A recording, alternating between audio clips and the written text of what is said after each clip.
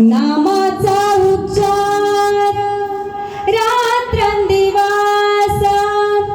तुळशी माळा गाया गोपी चंदन टिळा हृदयी कळवळा वैष्णवांचा आषाढी कार्तिकी पंढरीची साधन निर्धारी आण नाही एका जनार्दनी ऐसा ज्याचा नेम तो देव परम पूज्य जगी विठ्ठल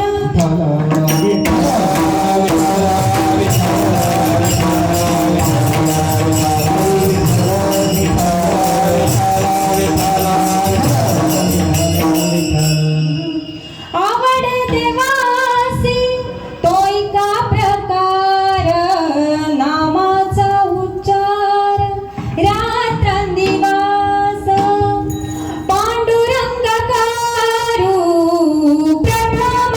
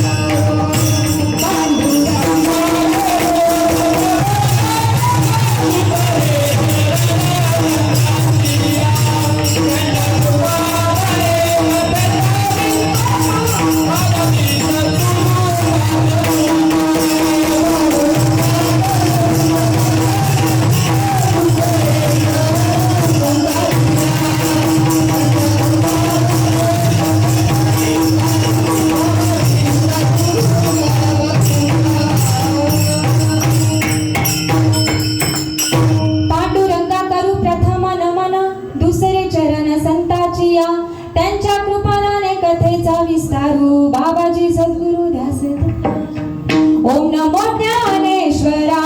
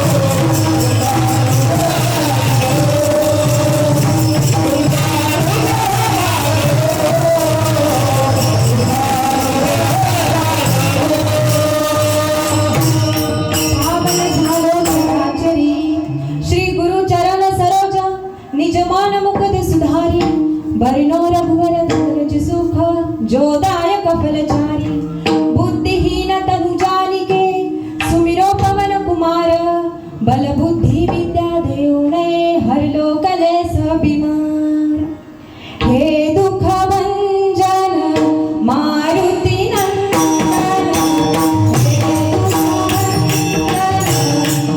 भंजन मारुती नंदन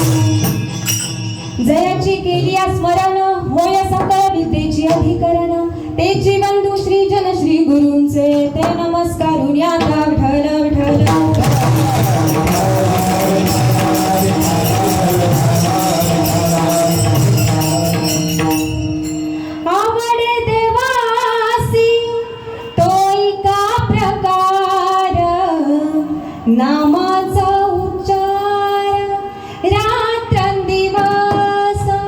प्रस्तुत कीर्तन रूपी सेवेसाठी निवडलेला हा अभंग श्री महान भगवत भक्त श्रीमंत संत शांतीचे सागर शांती ब्रह्म पैठणवासी विश्वाच्या मालकाची आवड सांगणार आहे, की जेणेकरून आपण त्याची आवड पूर्ण केल्यानंतर तो आपली आवड पूर्ण केल्याशिवाय राहत नाही. अशा स्वरूपाचा हा नाडबाबा यांचा हा 4 चरणांचा अभंग आज कीर्तन रूपी सेवेसाठी निवडलेला आहे.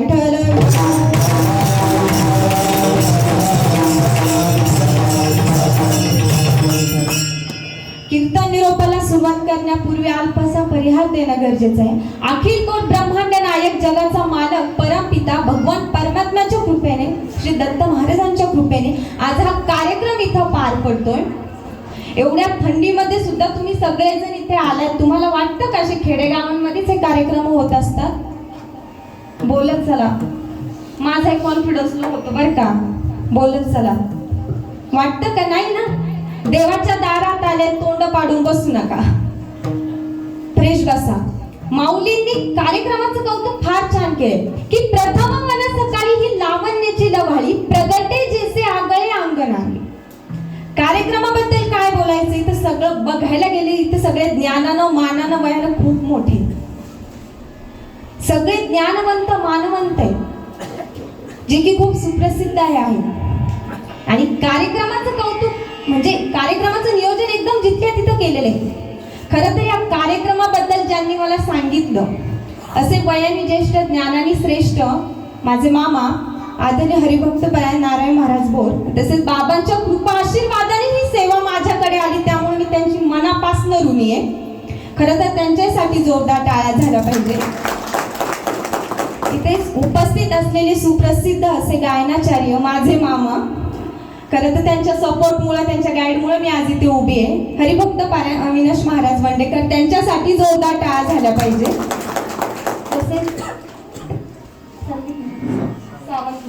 तसेच उपस्थित इथे सावंत महाराज, तेजस महाराज, हरिभक्त पारायण तेजस महाराज, या सर्वांचे मी मनापासून आभार मानते. त्यांच्यासाठी जोरदार टाळ्या झाल्या पाहिजे. तसे इथे उपस्थित असलेले मृदुंगाचार्य सुप्रसिद्ध असे. खरं तर मृदुंगाचार्य होणं सोपं नसतंय. बोटातली रक्त झिजवावे लागतात बोटात, तेव्हा ते कातड विठ्ठल विठ्ठल बोलतं. तेव्हा त्यांच्याही जोरदार टाळ्या झाल्या पाहिजे. या कार्यक्रमामधून कुणाचं नाव माझ्याकडनं चुकून राहिलं असेल, या कार्यक्रमाची शोभा ज्यांनी वाढवली अशी ज्यांची साऊंड सिस्टीम आहे, त्यांच्याही जोरदार टाळ्या झाल्या पाहिजे. खरं तर या म्हणजे यांच्या सगळ्यांमधून कुणाचं नाव माझ्याकडनं चुकून राहिलं असेल, ज्ञानाने श्रेष्ठ वयाने ज्येष्ठ असे महाराज मंडळी, या सर्वांमध्ये आपण ईश्वराचं चिंतन पाहूयात. विठ्ठल विठ्ठल.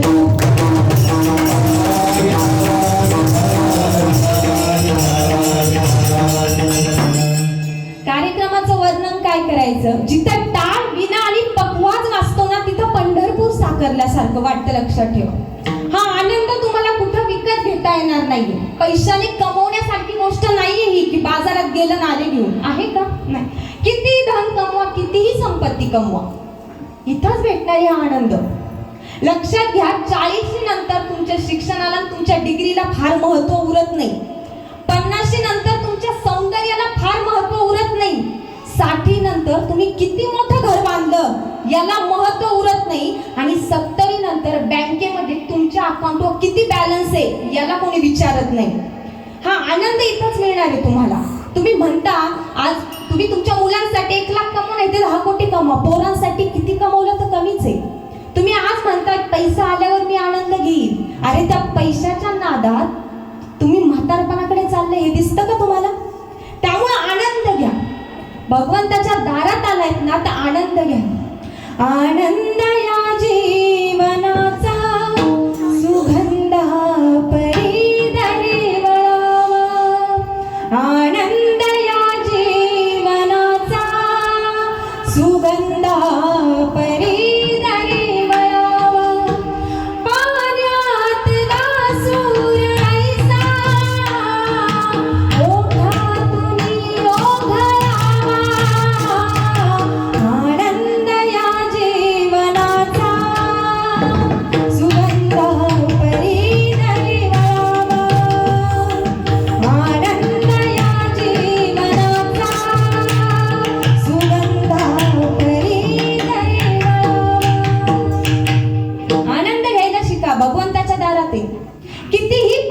झालेला माणूस असू द्या, कितीही मोठी पदवी घेतलेली असू, तो जेव्हा या धर्म मंडपात येतो ना, तेव्हा तो असा विचार करत नाही मी तर कसा बसू.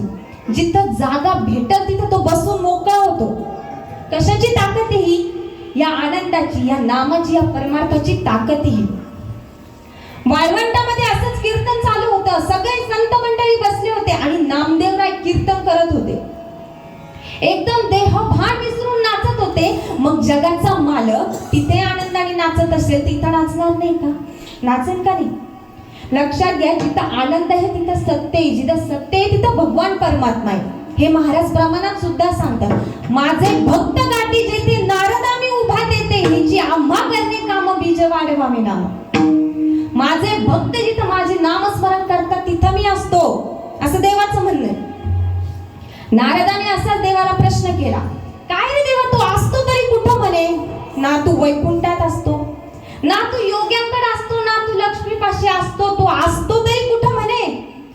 तेव्हा देवानं दिलेले उत्तर म्हणे, ऐक नारदा, जिथं माझे भक्त अंतःकरणातून माझं नामस्मरण करतात, अंतःकरणातून माझी आराधना करतात, तिथं मी असतो.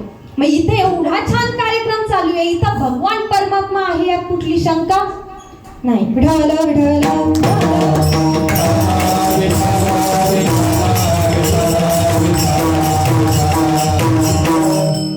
आनंद सच्चिदानंद रूपाय विश्वोत्पत्त्याय देहि तवे तापत्रे विनाशाय श्री कृष्णाय वयं नमः. श्री कृष्ण गोविंद हरे मुरारी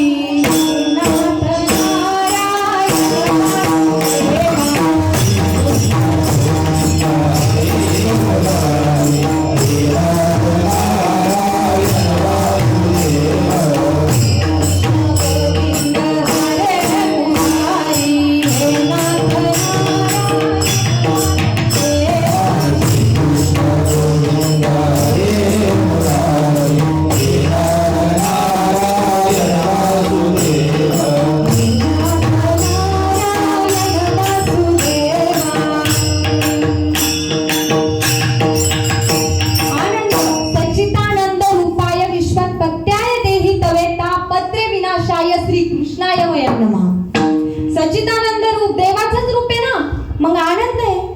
मग तुम्ही म्हणाल ते आतापर्यंत दिसलं कसं नाही? अरे ज्याचे केस कृष्ण कृष्ण म्हणत होते त्याला विराट रूप दिसतं का? नाही ना. पण आनंद आहे, जिथं आनंद आहे तिथं भगवान परमात्मा आहे नक्कीच. मग या आपण सगळेजण मिळून या आनंदाचा आनंद घेऊया. या कुणाचं नाव माझ्याकडनं परत राहिलं असेल तर मी परत तुमची सगळ्यांची मनापासून माफी मागते आणि सगळ्यांमध्ये आपण ईश्वराचं चिंतन पाहूयात. विठ्ठल विठ्ठल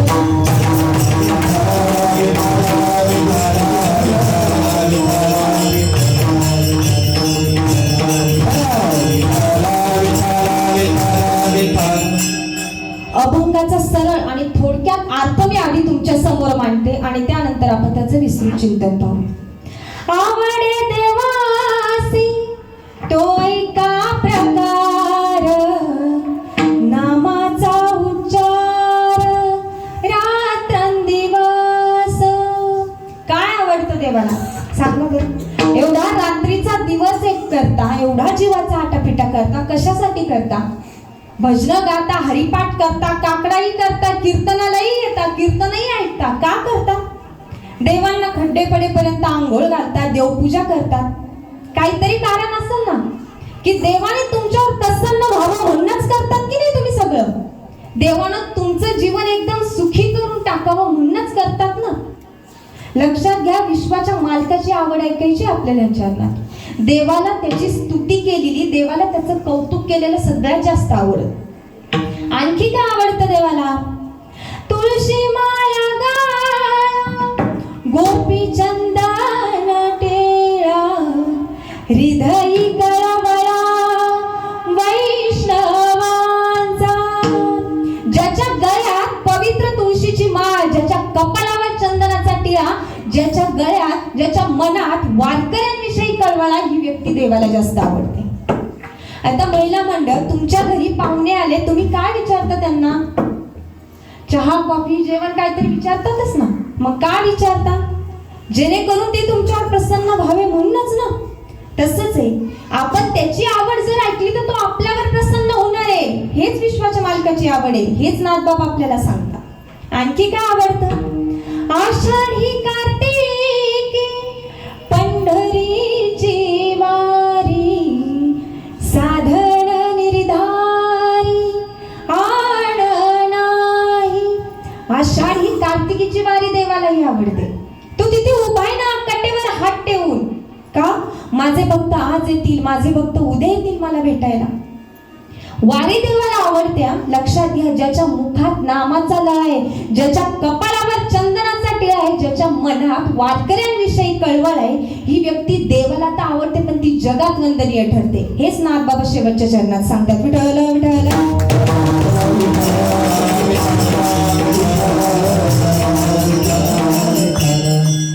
अभंगाचा सरळ आणि थोडक्यात अर्थ मी तुमच्या समोर मांडलाय. आता आपण त्याचं विस्तृत चिंतन पाहूया. प्रत्येक संतांचं चरित्र आपल्याला काहीतरी वेगळं शिकवून जातं, काहीतरी शिकवतं. संतांनी सांगितलंय ना, ह्या कलियुगामध्ये सगळ्यात सोपा मार्ग म्हणजे गुरुची भक्ती करणे. गुरूंचं महत्व आपल्या जीवनात फार मोठं आहे बरं का, फार मोठं आहे. आपल्या जीवनाला योग्य दिशा देणारे ते आपले गुरुच असतात.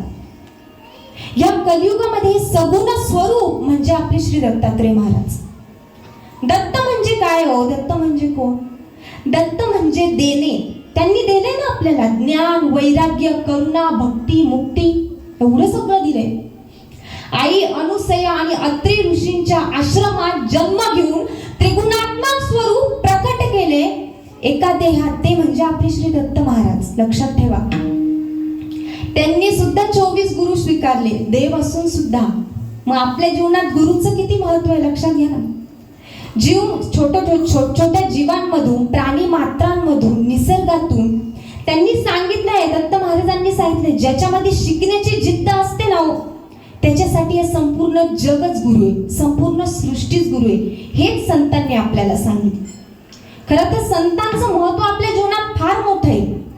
आपण फक्त मावा गुटखा पुण्याच्या नादी लागलेले असतात आजकाल कलियुगातली मुलं. आज संत आहेत म्हणून आपण समाधानाने जगतोय तरी, नाही तर आपलं जीवन व्यर्थ आहे. या कलियुगामध्ये संतांचं महत्व किती आहे ना, हे मी तुम्हाला थोडक्यात सांगण्याचा प्रयत्न करते. लक्ष द्या. या जीवनामध्ये, आपल्या जीवनामध्ये संत जर नसते ना, तर ही संस्कृतीच टिकली नसती. आणि संस्कृती जर टिकली नसती तर घरांमध्ये संस्कार नावाची गोष्ट सुद्धा जिवंत राहिली नसती. आणि घरांमध्ये संस्कार जिवंत राहिले नसते तर तुमची संतान चांगली निवडली गेली नसती. आणि संतान जर चांगली निवडली गेली नसती, तुम्ही एवढ्या कष्टाने कमवलेल्या संपत्तीचा नाश होताना पाहून तुम्ही संताप व्यक्त केला असता आणि मेल्यानंतर तुम्ही सैतानच झाले असते. पटतंय ना? मग तुम्ही सैतान का झाले?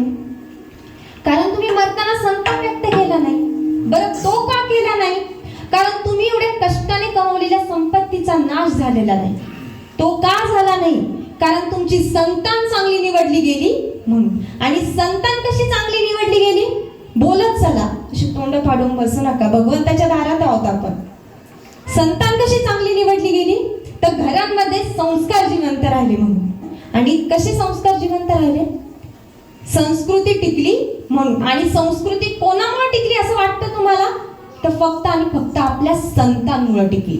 एवढं महत्व आहे आपल्या जीवनामध्ये त्यांचं. प्रत्येक संतांचं चरित्र आपल्याला वेगळं शिकवून जातं, प्रत्येक संतांचं.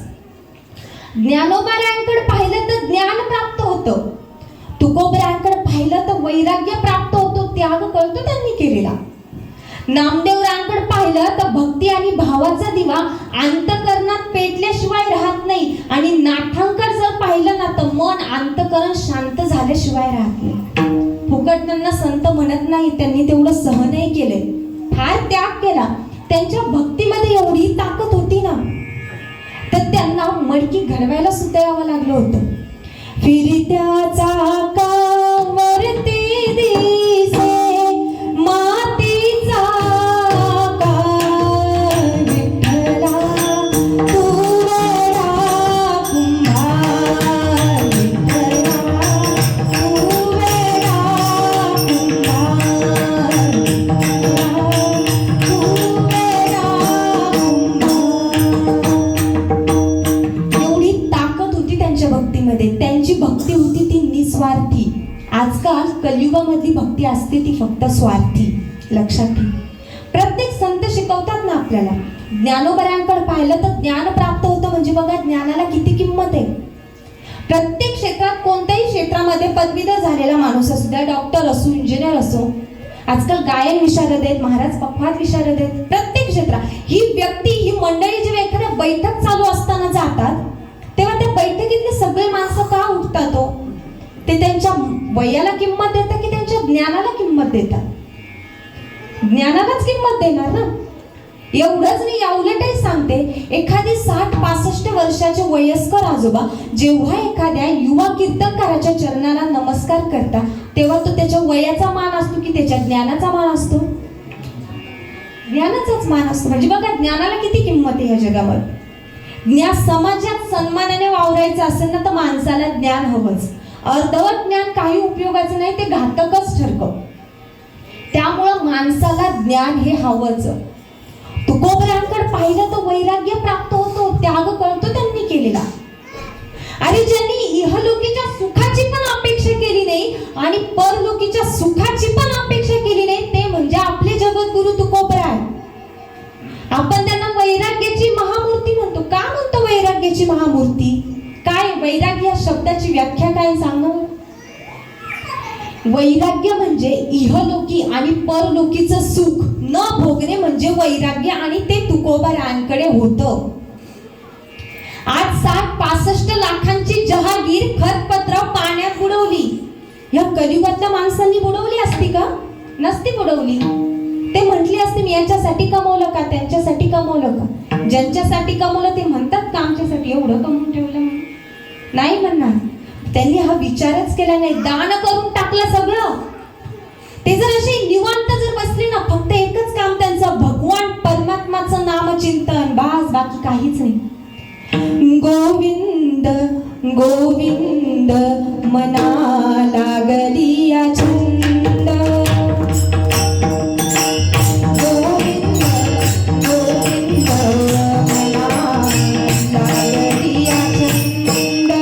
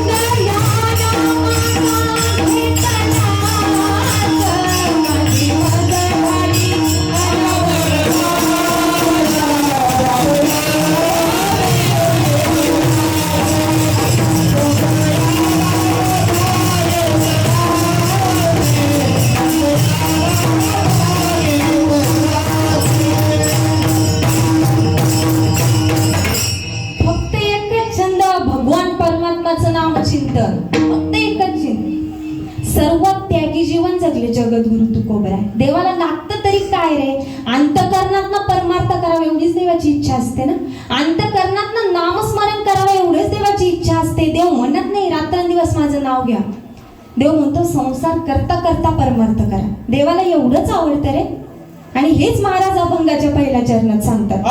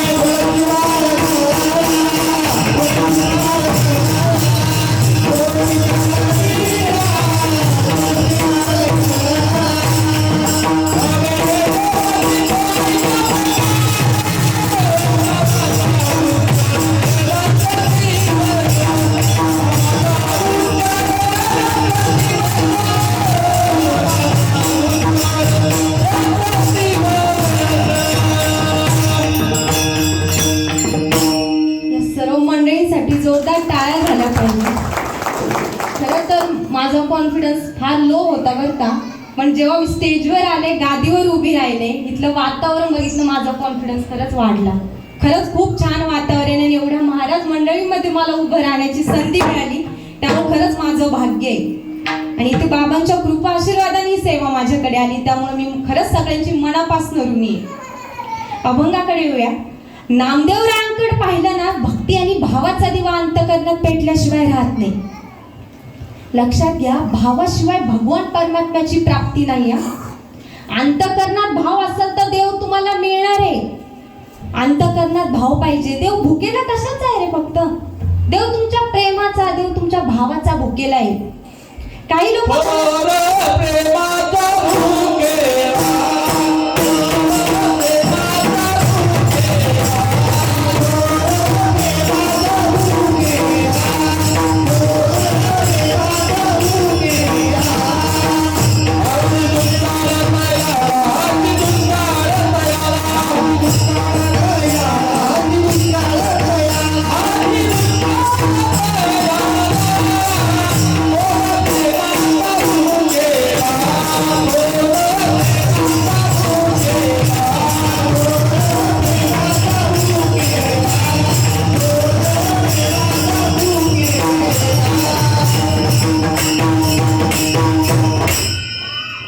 कशाचा भुकेला आहे? फक्त भावाचा, देव तुमच्या प्रेमाचा भुकेला आहे. काही म्हणत असतील, नाही दिला आम्हाला सूर दे म्हण, नाही येत आम्हाला पखवाज वाजवता, नाही येत आम्हाला टाळ वाजवता. महाराज प्रमाणात म्हणतात, नाही तयारी भुकेला विठ्ठल, येईल तैसा बोल रामकृष्ण. लक्षात घ्या, जसा भाव तसाच देव. अंतकरणात भाव असेल ना तर देव तुम्हाला भेटणार आहे. पण कधी कधी असं वाटतं, आपण देवाकडे एखादी गोष्ट मागितली, देव देतो आपल्याला. पण मला असं वाटतं, देवाकडे मागण्यापेक्षा एखाद्या वेळेस देवाला मागून बघा काय होते. एक गोष्ट सांगते तुम्हाला परिचयाची, तुम्ही या आधी ऐकलेली आहे भरपूर वेळा. दुर्योधन आणि अर्जुन, लक्ष द्या बरं का. दुर्योधन आणि अर्जुन हे दोघही देवाकडे गेले होते. आता अर्जुनाच्या मनात गुरूंविषयी आदर होता, गुरूंविषयी प्रेम होतं, म्हणून तो देवाच्या कुठं बसला? पायाशी बसला. आणि दुर्योधनाच्या मनात फार अहंकार होता, फार गर्व होता, म्हणून तो कुठं जाऊन बसला? देवाच्या डोक्यावर. आता भगवंत जेव्हा उठले, विश्राम करत होते, तेव्हा ते कोणाकडे बघणार? जो पायाशी आहे त्यांच्याकडेच बघणार ना. मग तेव्हा विचारलं, काय रे अर्जुना, कस काय आलायस, बरा आहेस का? तेव्हा तितक्या दुर्योधन जोरात ओरडला, म्हणजे अरे देवा, आधी मी आलोय, तू मला नाही विचारलंस. बरं सांग दुर्योधना, तू कसा काय आलास रे? म्हणे देवा, महाभारतासारखा युद्ध पेटते आणि मला तुझ्या मदतीची फार गरज आहे बाबा. बरं अर्जुना तू? म्हणे देवा, मलाही तुझ्या मदतीची फार गरज आहे. तेव्हा देवाने सांगितलं, ऐका दोघे, मी तुम्हाला दोन गोष्टी सांगतो. पहिलं म्हणजे एका बाजूनं माझं सगळं यादव सैन्य आणि दुसऱ्या बाजूनं फक्त एकटा मी. आता मी ज्या कुणाच्या बाजूनं असल त्याच्या बाजूने मी शस्त्र हातात घेणार नाही, मी युद्ध करणार नाही. सांगितलं तर दोन चार युक्तीच्या गोष्टी सांगन बाबा. आता दुर्योधनानं विचार केला, हा शस्त्रही नाही म्हणतो, युद्धही नाही म्हणतो, मग हा आपल्या काय कामाचा? हा सावळ्या आपल्या काय कामाचा? तेव्हा अर्जुनाने सांगितलं, देवा, या दुर्योधनाचे अनंत उपकार आहेत रे माझ्यावर. त्याने तुझं सगळं यादव सैन्य घेतलं आणि तू मला मिळाला. या कथेतनं घेण्यासारखं काय माहिती का? ज्याने देवाकडे मागितलं त्याचा नाश झाला आणि ज्याने देवाला मागितलं त्याचं कल्याण झालं. मग आता तुम्हीच ठरवा ना की तुम्हाला काय मागायचंय ते. विठ्ठल विठ्ठल.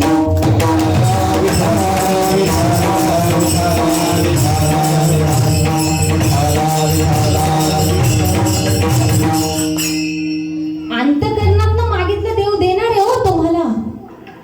अहो तो तुम्ही अंतकरणातनं प्रामाणिकपणे निस्वार्थी भक्ती केली ना, तर तो उष्टी बोरही खायला मागं पुढे बघत नाही. फक्त भक्ती मनापासून पाहिजे. अंतकरणातनं भक्ती केली ना, तर तो झोपडीत यायलाही मागं पुढे बघत नाही. फक्त अंतकरण निर्मळ पाहिजे. आजकाल झालेलं नाही अंतकरण निर्मळ, कलियुगी होत चाललंय असं म्हणायला हरकत नाही. हे भक्ती आणि भावाचा दिवा पेटवणारे कोण? आपले संत नामदेवराय. का म्हणतो आपण त्यांना असं? अरे विश्वाच्या मालकांनी ज्यांनी लहान असताना जेव्हा घातलं होतं ना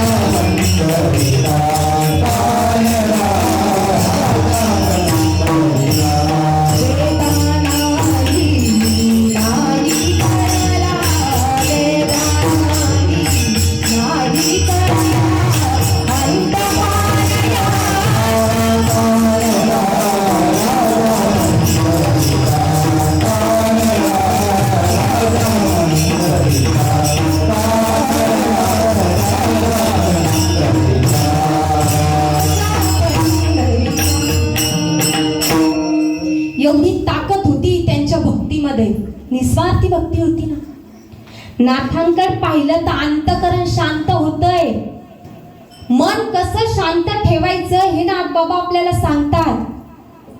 समजूतदारपणा असावा माणसाच्या अंगी. दरवेळेस मी खरा समोरचा खोटा असं नसतंय. आणि हा समजूतदारपणा, आता इथं भरपूर महिला आहेत उपस्थित, मला सांगा समजूतदारपणा हा मुलांपेक्षा मुलींमध्ये 0.% का होईना जास्त असतोय का नाही? असतो ना. आता ते कसं मी तुम्हाला सांगते. बाजारामध्ये दोघे भावंडांना घेऊन जायचं. एखादी वस्तू आवडली तुमच्या मुलीला, तिला माहिती आपल्या बापाच्या खिशात पैसा कमी, ती काय म्हणते? नाही आवडली म्हणते का नाही? आवडलेल्या वस्तूला सुद्धा म्हणते नाही आवडली. लक्षात घ्या, बापाची गरिबी झाकण्यासाठी पोरीचा जन्म असतोय. बाप गेल्यावर ना, जोपर्यंत तुमची पोरगी रडत नाही ना, तोपर्यंत बापाची मौत साजरी होत नसते बरं का. जोपर्यंत तुमची लेक रडत नाही तोपर्यंत. एवढं महत्व असतं लेकीचं आपल्या जीवनामध्ये. लेक अशी कोणाच्या घरात जन्म घेत नाही, भाग्यवानाच्याच घरात लेक जन्म घेणार. त्यामुळे सांगते मुलींनो, परी नाही राहायचा, बापाची वाघीण बनून जन्म घ्यायचा. कॉलर टाईट करून बापाने सांगितलं पाहिजे अरे ही पोरगी माझी आहे म्हणून. लक्षात घ्या, जेव्हा आपला जन्म झाला ना, तेव्हा आपल्या बापानं फक्त आपल्या 2 गोष्टींचा विचार केला. एक म्हणजे आपलं लग्न आणि दुसरं म्हणजे आपलं शिक्षण. या व्यतिरिक्त दुसरं बापाने आपल्यासाठी काही विचार नाही केला, फक्त शिक्षण आणि लग्न लेकीचं. फार थाटामाटात झालं पाहिजे एवढीच बापाची इच्छा असते हो, असते का नाही? पण आज शिक्षणाचं सोडा, तुमच्या लग्नाच्या अपेक्षा फार वाढत चालल्या मुलींच्या. त्या कमी केल्या पाहिजे. पैशावाला शोधू नका पोरींनो, तो तुम्हाला कितपत सुखी ठेवेल मला माहिती नाही, पण माळकरी हा पोरगा तुम्हाला शिळी भाकर खाईन पण स्वाभिमानाने ठेवेल. ही ताकद वारकरी संप्रदायामध्ये. लक्षात ठेवा. नोकरीवाल्यांच्या काय नादी लागता ग? अगं तो मुलगा नोकरीला गेला, बाप मेल्यावर पाणी पाजायला सुद्धा सुट्टी भेटत नाही त्या पोराला.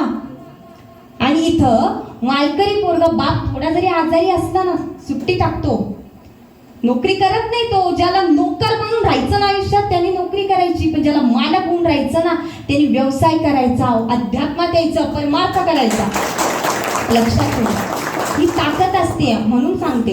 आणि तिथं जर तुमचा मुलगा असतो ना, तो बापाच्या 2 शिव्या खातो, पण मनाला हवी ती वस्तू घेतो का नाही? पण कधी कधी बहिणीला हवी ती वस्तूही घेतो. भावंडांमध्ये प्रेम असतं ना. आजकाल ते कलियुग चालू आहे, भावंडांमधलं प्रेम हे कमी होत चालले. एवढीशी मुक्ताई काय तिला ज्ञान होते? सोपान काकांनी सांगितलं देवाला, गुरुदादाला, भावाला, अरे दादा मुक्ता आपल्याला ओवाळणार रे, आज भाऊबीज आहे, पण तिला देण्यासाठी आपल्याकडे ओवाळणीच नाहीये रे.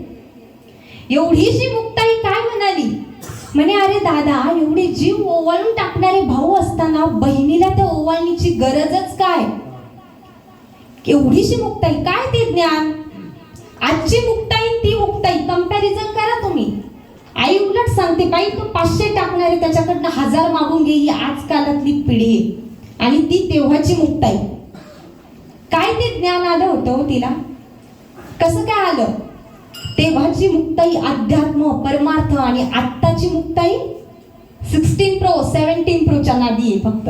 म्हणून ही दे, म्हणून हा आज दिवस बघायला मिळतो आपल्याला. अध्यात्माकडे मुलं नाहीयेत आपली. आणि ते नसल्यामुळं माणसांबद्दलचा जिव्हाळा राहिला नाही, भावाभावांमध्ये प्रेम राहिलेले, भावंडांमध्ये राहिलंच नाही काही. लक्षात घ्या, ज्या घरामध्ये भावाभावांची एकी असते ना, त्या घराकडे वाकड्या नजरेनं कोणी बघत नाही माऊली. ज्या घरामध्ये भाऊ भाऊ एकत्र जेवतात ना, त्या घराकडे कोणीच बघत नाही. हिंमतच नसते ना तशी. ज्या घरात भावांची एकी असते त्याचं भावकी गावात वजन असते. एखाद्याच्या नादी जर लागलं ना, शेजारचा सांगतो बाबा त्याच्या वाटाला जाऊ नको का, मागचे दोघं तुला विचारणार सुद्धा नाही त्याला काय झालं किंवा तू काय केलं त्याला. एवढी वाईट अवस्था होती. भावंडांमध्ये प्रेम असलं पाहिजे हो. आई बापाला लागतं तरी काय? तुम्हाला वाटत असेल ना तुमचे आई बाप जास्त दिवस टिकावे, काही नाही, फक्त म्हातारपणात त्या आईबापांसाठी भावाभावांनी सोबत राहा, भावाभावांनी एक राहा. काय लागत नाही हो त्या आईबापांना दुसरं. आपण घेऊन तरी काय जाणार आहे? काय घेऊन जातो? अहंकारापायी आपण नाती विसरलोत का नाही? काय घेऊन गेलो? ज्याची लंका सोन्याची होती तो काय सोन्याचा घास घेऊन मेला का? वितळली किती शेवटी. अहो देवाची द्वारका सुद्धा बुडाली हो अहंकारापायी. आपण तर साधारण माणसं. दशरथासारखा राजा एवढा ऐश्वर्य संपन्न, पण जेव्हा गेला ना तेव्हा पाणी पाजायला पोरगं नव्हतं. देवाचा बाप बायकोच्या मांडीवर डोकं ठेवून मेला आणि जटायू देवाच्या मांडीवर मेला. कर्म बघा, देवाचा बाप बायकोच्या मांडीवर डोकं ठेवून मेला आणि रावण देवासमोर मेला. कर्माचं गणित बघा, देवाला सुद्धा सोडलेलं नाही. आपण साधारण माणसं, आपल्याला जन्म दुसरं देतं, वाढवतं दुसरं, शिक्षण दुसरं करतं, लग्नही दुसरंच लावून देतं, मेल्यावर आपल्याला आंघोळही दुसरंच घालतं, दुसऱ्यांनीच आणलेले कपडे आपल्या अंगावर असतात. असतात की नाही? कपाळाला रुपया सुद्धा दुसऱ्याचा असतो, स्वकष्टाचा नसतोय. मग कसला एवढा अहंकार असतो आपल्याला की त्याच्यापायी आपण आपली नाती तोडतो. अहो, लाखो लोक तुमच्या अंगणात पंक्तीत बसतील, जेवून जातील, पण वाईट काळामध्ये त्या पंक्तीतले तुमच्यापर्यंत येतील याची गॅरंटी देत नाही. वाईट काळामध्ये तुमचा भाऊ आणि तुमचा बापच तुमच्यासाठी राहील. तेव्हाची आजकाल अध्यात्म कळत नाही, आजकाल अध्यात्माकडे वळतही नाही ना तुम्ही. लक्षात घ्या, तुम्ही जसे वागणार तसेच तुमचे पोरं वागणार, त्यात काहीच वाद नाही. जे पेरलं तेच उगवणार. माणसाला भूक लागली म्हणून माणूस भाकरीशिवाय पैसा खातो का? नाही खात ना. मग भुकेपेक्षा जास्त अन्न खातो. मग काय प्रॉब्लेम आहे? आपली नाती जपावं, कोण कोणासाठी नाही. शेवटी ह्या बोटाची रग ह्याच बोटाला लागणार आहे. तिलाही येत नसतंय, येतं का? म्हणून मुलांना जरा अध्यात्माकडे शिकवा, अध्यात्म शिकवा, त्यांना वळवा त्याच्याकडे. तुम्ही जसे वागणार तसे तुमचे पोरं वागणार. दिवसाची पहाट ही ठरलेली आहे, जे पेरलं तेच उगवणार आहे. दुसरं काय उगवणार आहे का? नाही. मुलांच्या गळ्यात पवित्र तुळशीची माळ घाला. आपण हिंदू धर्मीय माणसं आहोत. मुलीच्या कपाळाला टिकली पाहिजे, मुलाच्या कपाळाला गंध पाहिजेच. तेव्हा ज्या दिवशी तुमचे पोरं अध्यात्माकडे येते ना, त्या दिवशी तुमचे मुलं कधीच वाईट मार्गाला जाणार नाही, चुकीच्या ठिकाणी जाणार नाही, चुकीचं बोलणार नाही. ही ताकद वारकरी संप्रदायाची, लक्षात ठेवा. ज्या दिवशी तुमच्या मुलाच्या गळ्यात पवित्र तुळशीची माळ असेल ना, त्या दिवशी तुमच्या पोराला आपल्या माणसांबद्दल जिव्हाळा काय असतो ना ते कळल. हेच महाराज अभंगाच्या दुसऱ्या चरणात सांगतात. तुळशी माळ गळा गोपी चंद्र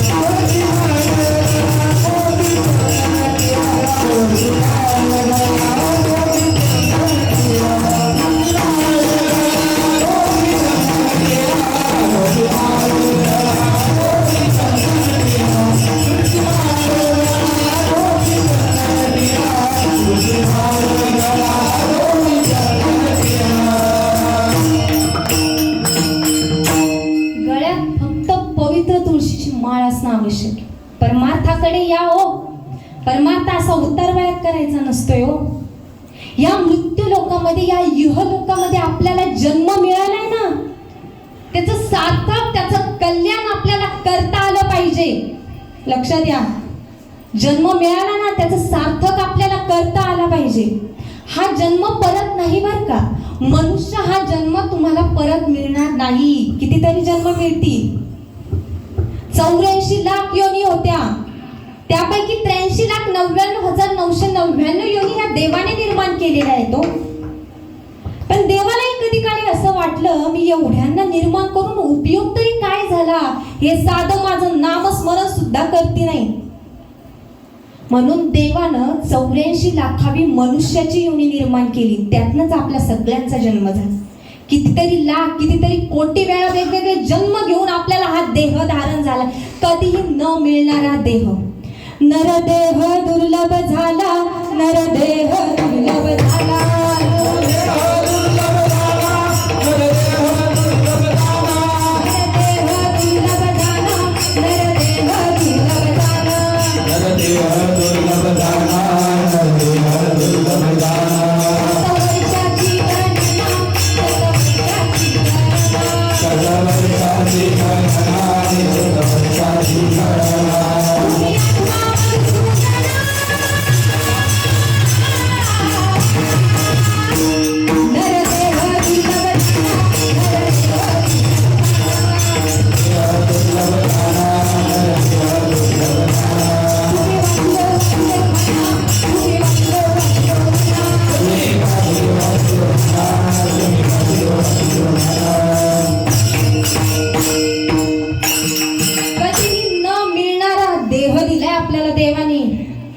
एवढं 100 वर्षाचं आयुष्य कशाने दिलंय देवाला? चांगले कर्म करण्यासाठीच पाठवले ना. कर्म चांगले करा, देवाने त्यासाठीच आपल्याला पाठवलंय. अध्यात्मात या, परमार्थ करा. असं उतार वयात परमार्थ करायचा नसतोय. टेकायला लागल्यावर देव आठवायचा नसतोय. मागे परमार्थ हा तरुणपणात करायचा. महाराज सांगतात, तरुणा भाग्यवंत नटे हरी कीर्तनी. लक्षात ठेवा, झाडाला आलेली कळी आपलं बालपण असतंय. ते जेव्हा फुलतं ना, ते असतं आपलं तरुणपण. आणि ते फुल जेव्हा कोमेजतं, ते असतंय आपलं म्हातारपण. कोमेजताना म्हातारपणात का देवदेव करायचा हो? तरुणपणात मजा करता आणि म्हातारपणात देवदेव कसा तो देव पावणार आहे हो? अंतःकरणातनं देवदेव करा, बाकी काही लागत नाही. आपला परमार्थ आजकाल कलियुगातल्या मुलांकरता जे परमार्थाकडे नाही, अंतःकरणातला देव मानतच नाही, तर त्यांचा परमार्थ कसा हे मी तुम्हाला सांग. 9 दिवस उपास तापस करता आणि 10व्या दिवशी मांसाहार करता, हा त्यांचा परमार्थ. 4 धाम करून येता आणि 10 नंतर आल्यानंतर मांसाहार करता, हा तुमचा परमार्थ का? लक्षात घ्या, ज्यांची वृत्ती असुरी मांसाहार सुद्धा तेच करतात हा, दुसरं कोणीच नाही करत. हे गीतेमध्ये सांगितलेलं आहे. हे मी माझ्या मनाचं बोलत नाही, त्यामुळे सांगते ते बंद करा. अंतःकरणातनं देवदेव करा. देवाला भेटण्याची अशी आर्तता पाहिजे, आर्तता पाहिजे, बाकी काही नाही लागत. नाद पांडुरंग टाळा मृदुंगाचं गाणं, जीव हरी नाम देह झाला वृंदावन. सखा गान गोत तुरे तुझी पंच प्राण, माऊलीची माया मन आभाळा समान. भेटीचा लळा रे लागला लागला, भेटीचा लळा रे लागला लागला. विठ्ठला विठ्ठला पंढरीच्या माझ्या विठ्ठला, विठ्ठला विठ्ठला पंढरीच्या माझ्या विठ्ठला.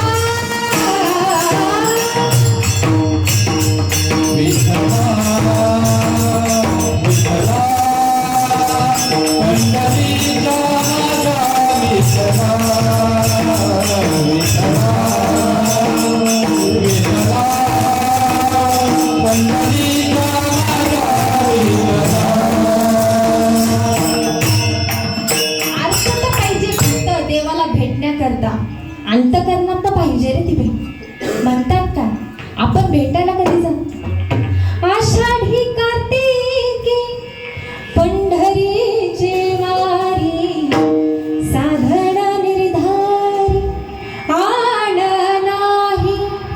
आषाढी कार्तिकीला भेटायला जातो आपण देवाला. भगवंताला तेच लागतं रे. देव म्हणत नाही तुम्ही असे दान करा, 1, 11, 21, 51, 101 करता ना तुम्ही. ते देवाला ते नको असतं रे. हजारो विधींपेक्षा एक सत्कर्म केव्हाही श्रेष्ठ. अन्नदान करा, वस्त्रदान करा, त्यात देव रे. देव म्हणत नाही. मंदिरांमध्ये आपण जाऊन घंटा वाजवतो ना, त्यापेक्षा एखाद्या गरीब मुलीचा शिक्षणाचा खर्च उचला ना, असेल तुमच्याकडे पैसा तर. एखादा मुलगा फार गरीब असेल, एखाद्या भुकेल्याची अन्नाची गट ही शांत करा ना तुम्ही, अन्न द्या. त्या देव तिथं खुश होतो, देवाला काही लागत नाही दुसरं. पण जेव्हा आपण हे करणार, हे आपल्या डोक्यात कधी येणार, हे येण्यासाठी आपलं अंतःकरण शांत असणं गरजेचं आहे. आपल्या अंगी समजूतदारपणा असणं गरजेचं आहे ना. हेच नाथबाबा सांगतात आपल्याला. या वारकरी संप्रदायामध्ये ना नाथांचं स्थान हे फार उच्च आहे, लक्षात ठेवा. फार मोठं आहे नाथांचं स्थान. बहिणाबाईंनी फार छान कौतुक केले. संत कृपा झाली इमारत फळाली, ज्ञानदेव रचिले पाया उभारिले, नामात तयाचा किंकल ज्याने केला विस्तार, जनार्दन एकनाथ खांब दिला. या वारकरी संप्रदायाचा आधारस्तंभ आपले ज्ञानबाबा, बाकी काही नाही. आता एखादी इमारत आपल्याला बांधायची ठरली तर आपण काय करतो? पहिल्यांदी पाया घेतो का नाही, आणि ती कॉलमच्या आधारे उभी करतो. प्रोसेस अशीच का नाही? अशीच असते ना. मला काय फार माहिती नाही बरं का, मी काही इंजिनिअरिंगची पोरगी नाही. मी आपली अशीच गोळ्या औषधं बनवते आणि देते, आयुर्वेदिक. पण बरोबर आहे ना, इमारतीची प्रोसेस अशीच असते ना, पाया घेणं, कॉलमच्या आधारे उभं करणं. तसंच आहे आपल्या वारकरी संप्रदायाचा आधारस्तंभ हे नाथबाबा आहेत. त्यांनी ग्रंथरूपी आधारस्तंभ आपल्याला दिलेत ना. नाथांनी काय नाही दिलं? नाथांनी हरिपाठ दिला आपल्याला. कुतभंगता आशय दिले, ते डोक्यात जाण्याऐवजी डोक्यावरनं जातात. एवढं अवघड तत्वज्ञान आहे. आणि ते अवघड तत्वज्ञान सोपं करून दिले आपल्याला त्यांनी. कशाच्या मार्फत दिलंय हो? भारुडाच्या मार्फत. झोपलेला जाग्यावा भारुड म्हणायचे. या शेजारीनं बरं नाही केलं ग बया, मला पंढरीला नेलं ग बया.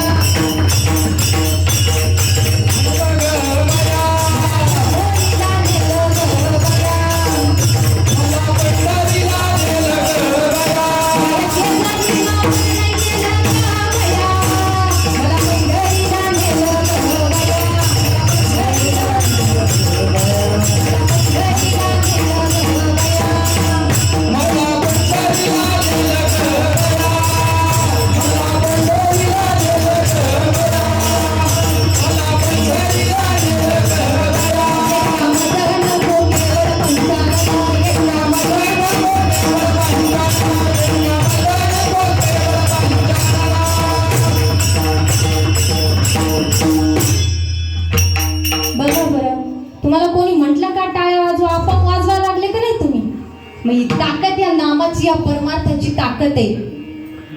संतांचं महत्व बघा किती मोठे. ते एक म्हणून आपण समाधानी होत आहोत. अरे जीवन जगायला शिकवतात ना, त्याला संत चरित्र म्हणतात. बरोबर का नाही?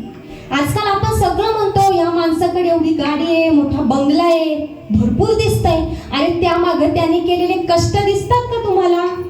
नाही दिसत. हे जुन्या काळचं सांगते बरं का मी. आजकाल या पैशाच्या नादात माणसं विसरलीच. कसं ते मी सांगते तुम्हाला. लक्ष. एका व्यक्तीने फार अंतःकरणातनं परमार्थ केला हो. 4 ते 5 वर्ष निस्वार्थीपणे देवाची भक्ती केली. देवाने काय केलं? त्याची परिस्थिती पहिल्यापेक्षा जरा चांगली केली. आता चांगली केली म्हणजे हातात पैसा आला, याच्या व्यतिरिक्त काय? सुखसुविधा आल्या ना. तिथेच तो देवाला विसरला, अहंकार आला. मित्राने विचारलं, काय हो येता का यंदा वारीला? चला जाऊ देवा. नाही म्हणे, घरी करायला कोणी नाही. का?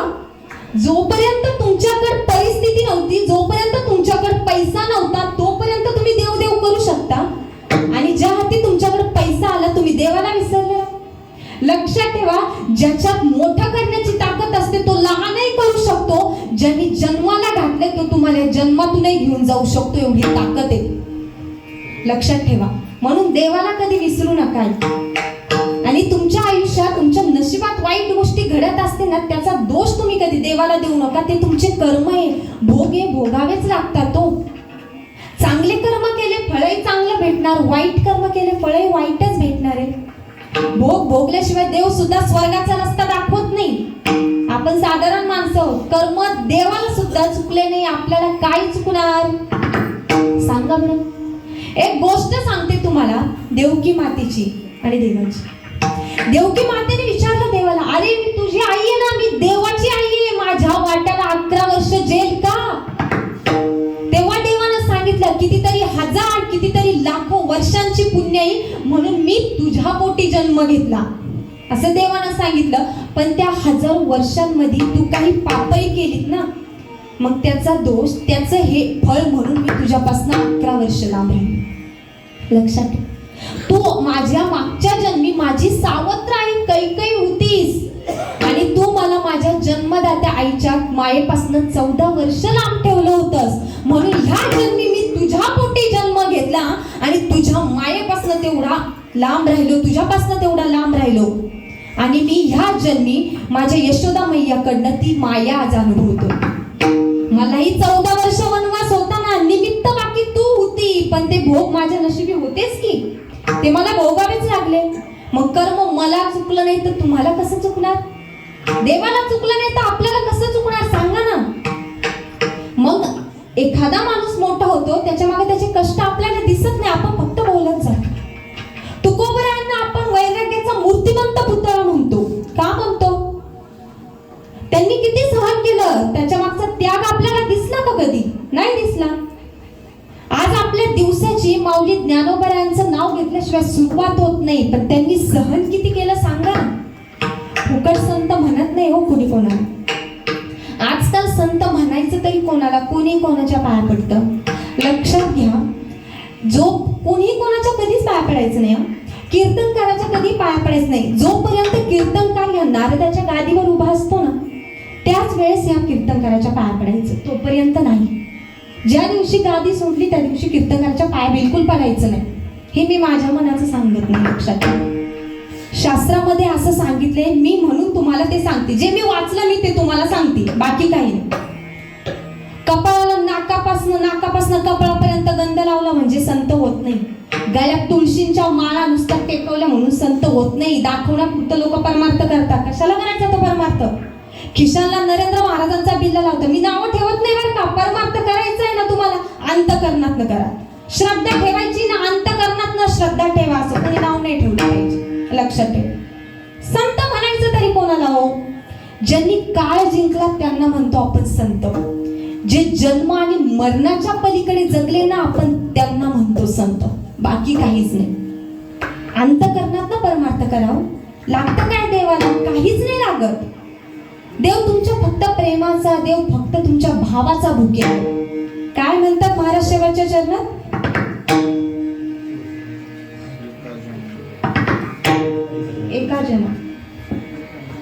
एका जनार्दनी ऐसा ज्याचा नेम, एका जनार्दनी ऐसा ज्याचा नेम,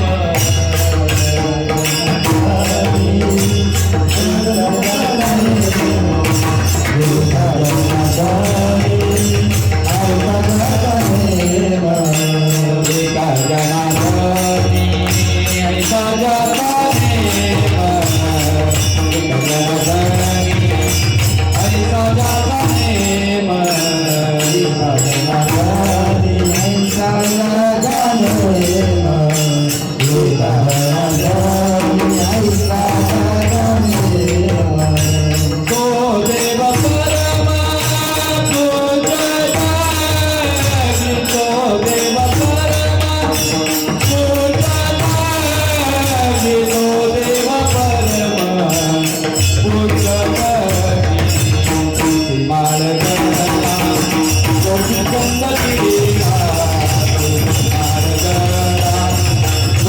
Thank you.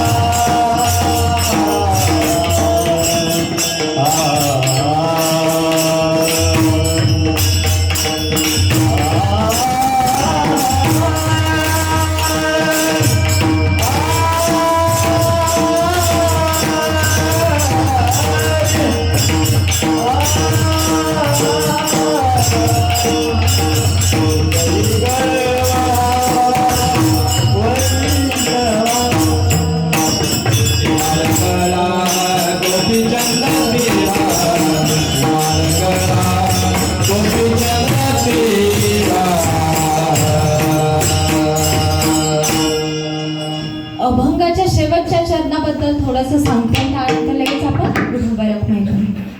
काय म्हणतात भगवंत? अंतःकरणात परमार्थ मागतात नाही रे ते तुमच्याकडे. दुसरं काय? मुखात नामाचा लळा पाहिजे. लक्षात घ्या, आपली दृष्टी चांगली असेल ना तर तुम्ही जगावरती प्रेम करायला शिकणारे, लोकांवरती प्रेम करायला शिकणारे. पण तुमच्या मुखात गोडवा असेल ना तर जग तुमच्यावर प्रेम करेल. फक्त तुमच्यामध्ये संयम, प्रामाणिकपणा, तुमच्या वागण्यात नम्रता पाहिजे. बाकी काही लागत नाही हो देवाला. काय मागतो देव? मुखात नामाचा लळा, मनात वारकऱ्यांविषयी कळवळा, कपाळावर चंदनाचा टिळा, गळ्यात पवित्र तुळशीची माळ आणि जीवनात पंढरीची वारी ही देवाला आवडतं सगळं. आणि हीच व्यक्ती जगात वंदनीय ठरते. लक्षात ठेवा. अख्ख्या कीर्तनातनं काही घेऊन जाऊ नका. अंतःकरणातनं परमार्थ करा.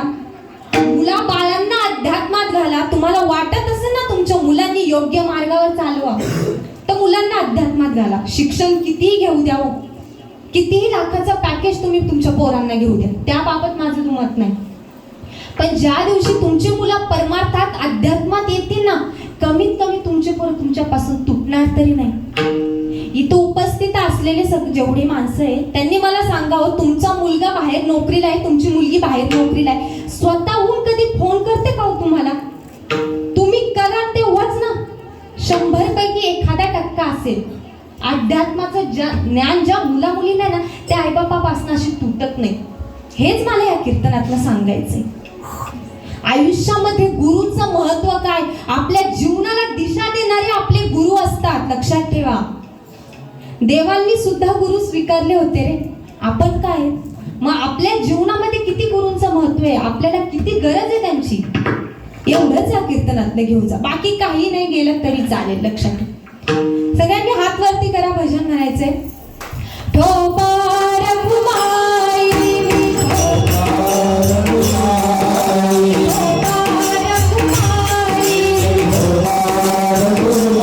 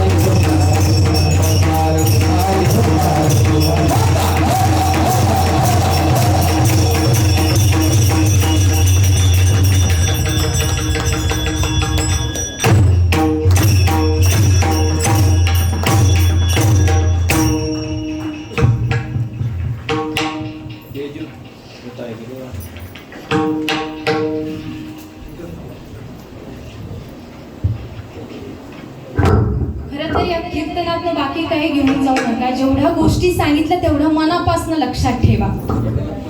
या कीर्तनामध्ये माझ्याकडून कोणाचं मन दुखावलं असेल तर मी अंतःकरणातनं हात जोडून तुम्ही सगळ्यांची माफी मागते. पण लेकरू म्हणून मला माफ करा, बाकी काही नाही. ज्ञानेश्वरा माऊली